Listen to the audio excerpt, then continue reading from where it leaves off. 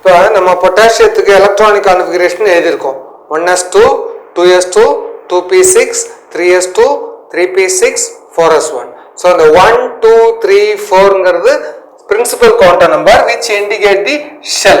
First வந்து nucleus. Any atom is the innermost part of an atom is a nucleus. Potassium nucleus. அதில் வந்து atomic number எத்தனை 19 protons அதில் டெஃபினட்டாக இருக்கும்.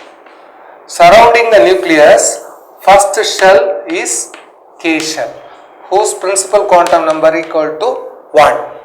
So it consists of only s orbital. S orbital ரெண்டு electron இருக்கும். They are of opposite spin.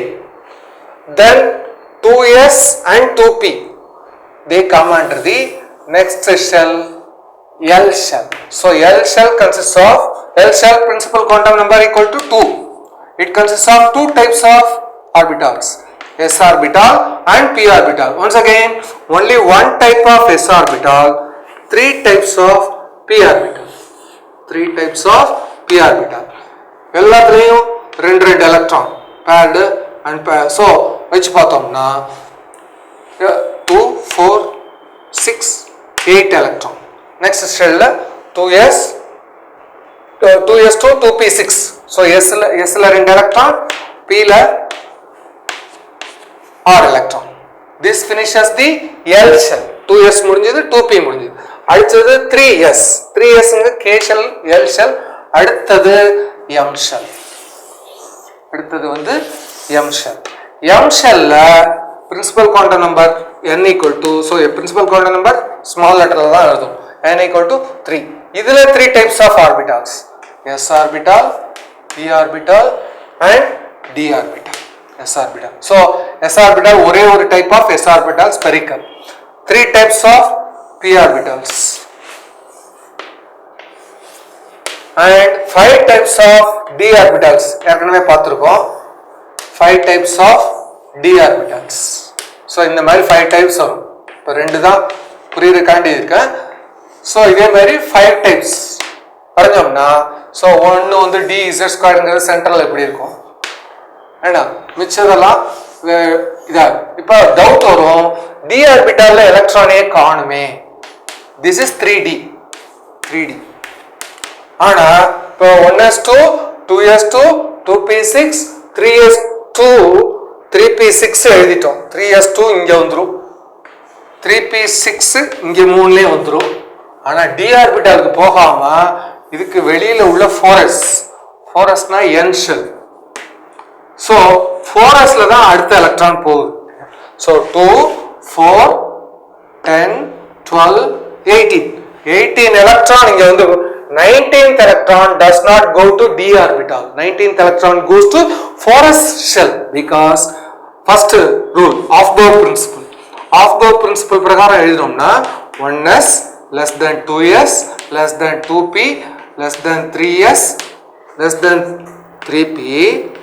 Once again to continue, 3p less than 4s, 4s is less than 3d.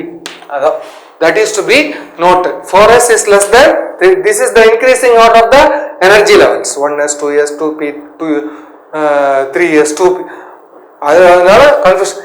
ns அதுக்கு அப்புறம் தான் n - 1d. 5s க்கு அப்புறம் தான் 4d. அதே மாதிரி தான் 6s க்கு அப்புறம் தான் 4f வரும். 6s 4f னு வரும். So அடுத்து this has nothing to do with. So 4s electron. So this is 4th s ல நம்ம கடைசியா இப்பதான் நமக்கு பொட்டாசியத்தை இந்த 19வது எலக்ட்ரான் தான் நமக்கு கன்சிடரேஷன் அப்படின்னு வச்சிருந்தோம்னா 3 types of shells are there. 3 inner nucleus apart from nucleus. Screening எஃபெக்ட்டுக்கு எல்லாத்தையும் சேர்த்து கால்குலேட் பண்ணிட்டு நம்ம வந்து சார்ஜ் பண்றோம். இது எஃபெக்டிவ் நியூக்ளியர் சார்ஜ் பண்றோம்.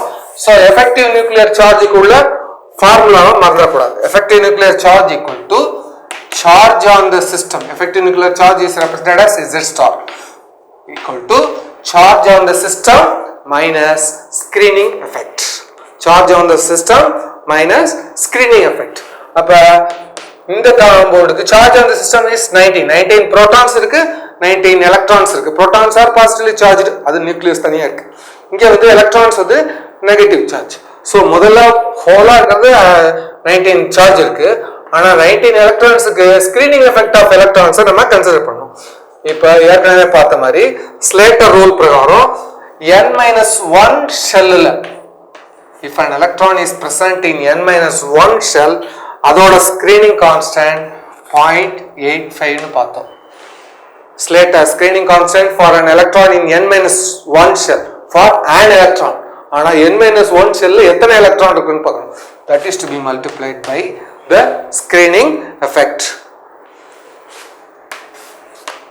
அதுக்கப்புறம் பிளஸ் இது எல்லாமே ஸ்கிரீனிங் எஃபெக்ட் தான். இது ஸோ இது பிராக்கெட்டுக்குள்ள ஸ்கொயர் பிராக்கெட்டுக்குள்ள டேர்ம்ஸ்ல எல்லாமே ஸ்கிரீனிங் எஃபெக்ட் தான். Screening effect so 1 into total number of electrons in the inner shells, further inner shells. அவ்வளவுதான். n-1 தான் மெயின், n-2 n-3 எல்லாமே inner shells தான். So innermost shells. இப்போ நம்ம இதை பார்க்கணும். இப்போ இது பிரகாரம் பார்த்தோம்னா இந்த இதுல வந்து 4s electron தான் current electron of interest. 3s and 3p electrons, these are inner shell, அதாவது n-1. So n equal to 4 na n-1 equal to 3. 3 ல 8 electrons இருக்கு, s ல 2, p ல 6, 3 ல 8 electrons இருக்கு. So 19 minus 8 into 0.85 plus this is the screening effect of the inner shell. Next, screening effect of all other inner shells. பாக்கி இப்போ easy. 19ல இந்த electron consider பண்றோம், அதனால விட்டுறோம். இதை கணக்குல எடுத்துனாச்சு, இதே முடியும். பாக்கி இருக்கு 6 8 10 தான். 10 into 1 10 into 1. So this is to be noted. 8 into 0.85 plus 1 into 10 is the screening effect, and Z is the charge on the potassium ion. So net charge or effective nuclear charge for potassium species equal to 2.2 as per in the formula பிரகாரம் போட்டோம்னா இதான் meaning. So screening effect na screening effect of all the electrons, நம்ம electron of interest பார்த்துக்கணும். Next inner shell n-1 ஷெல்ல மட்டும் தனியா பார்த்துக்கணும். n-1 ஷெல்ல எடுத்து பார்த்தோம்னா அதுல எத்தனை, இப்போ 4sனால சௌரியமா இருக்கு. 5s இருந்ததுன்னா 4th ஷெல் 4sல 4s 4p 3dயும் சேர்ந்துரும். ஸோ அந்த லெவலும் நம்ம ஞாபகம் வச்சுக்கணும். 3D தான் எனர்ஜி லெவல் வந்து 3D-யா இருந்தாலும் அது இன்னர் மோஸ்ட் ஷெல்லுக்கு போயிடும். Increasing order of energy is different. But இதுல வந்து பிரின்சிபல் குவாண்டம் நம்பர் தான் ஞாபகம் வச்சுக்கணும். 4s 4p. And if you consider 5s electron, 4s and 4p are the electrons in the adjacent inner shell. 3d 3p all other these are the electrons in the innermost shell. So 5s electron consider panna 3d electron equal to innermost. 4s electron consider panna 3p electron is inner. That is to be noted. So principal quantum number la da idella ஞாபகம் வச்சுக்கணும். இது ஜெனரலா இந்த டிஸ்ட்ரிபியூஷனை மட்டும் ஞாபகம் வச்சோம்னா போதும். So 0. இப்போ நம்ம வந்து இதுக்கு மேல உள்ளதெல்லாம் பார்க்கவே இல்லை. ஏன்னா the electrons in the same shell அதோட effective screening effect is 0 னு நம்ம பார்த்திருக்கோம். So 5s 5p ல ஒரு வாரி இருந்ததுன்னா 5p ல இருந்ததுன்னா அதுல நமக்கு it will not have influence. இங்க சம்ல வரல. ஜெனரலா that is to be noted. Same electron in the same shell, இந்த மூணு பாயிண்ட் மட்டும் தரவா ஞாபகம் வச்சுட்டா போதும். electron in the same shell, electron in the adjacent inner shell, and electrons in the all other inner shells. So electrons in all other inner shells are grouped. Electrons in the nearest inner shell is separated as n-1. அதுக்கப்புறம் electrons இது வந்து total charge, that is to be noted. These points are to be noted for the determination of effective nuclear charge. இதே மாதிரி effective nuclear charge for electron with configuration bookல கொடுத்திருக்கு. 1s2 chlorine க்கு கொடுத்திருக்கு, வேற ஒண்ணும் இல்லை. Z equal to 17. Z equal to 17 na for chlorine. Atomic number of chlorine is 17.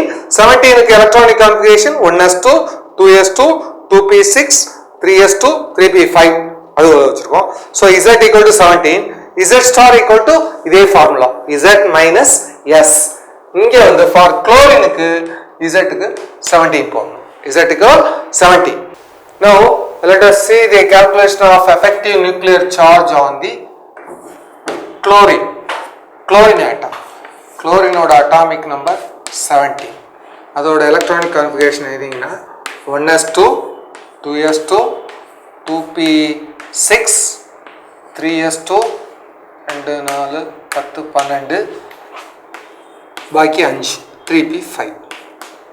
so p ஓட capacity 6 இருந்தா கூட அதோட electronic configuration 2 4 10 12 17.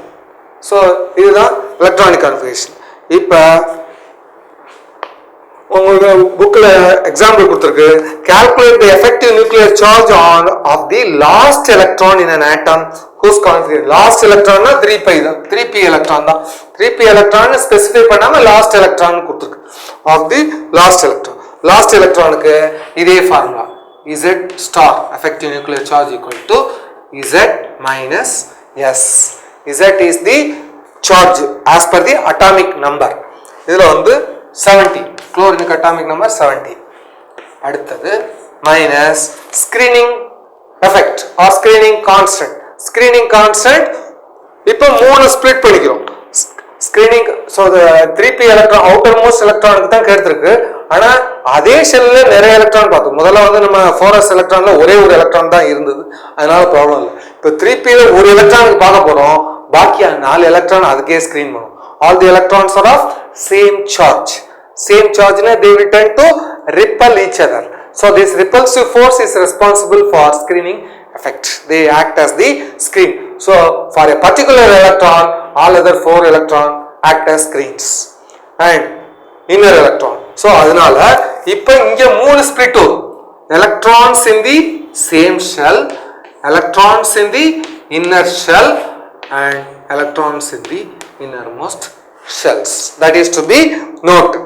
so same shell இருந்ததுன்னா அதோட screening constant 0.35 Slater rules பிரகாரம்.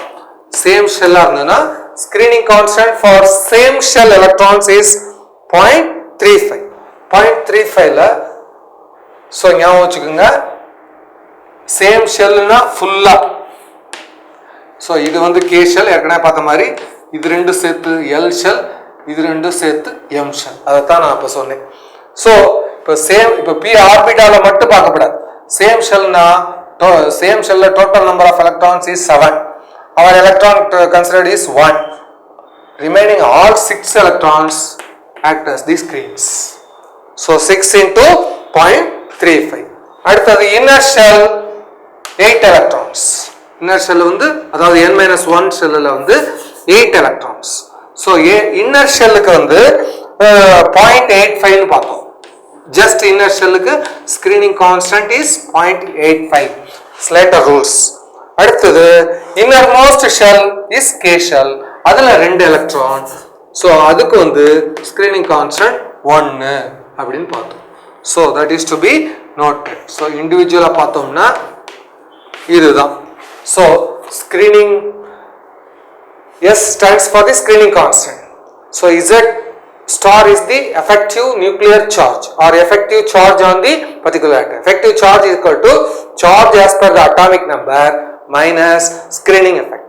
screening effect is split. screening effect by the same shell electrons, screening effect by the inner shell electrons, screening effect by the innermost shell electrons. அதுக்கு ஒவ்வொன்றுக்கும் same. So இப்போ தான் என்னென்ன டீட்டெயில்ஸ்னு பார்த்தோம். இது பிரகாரம் பார்த்தோம்னா so effective charge is only 6.1. atomic பிரகாரம் பார்த்தா 17 வருது. so effective charge is only 6.1 for the particular electron. these are some important applications with respect to Slater rules for the determination of the effective charge on the atom. that is to be noted.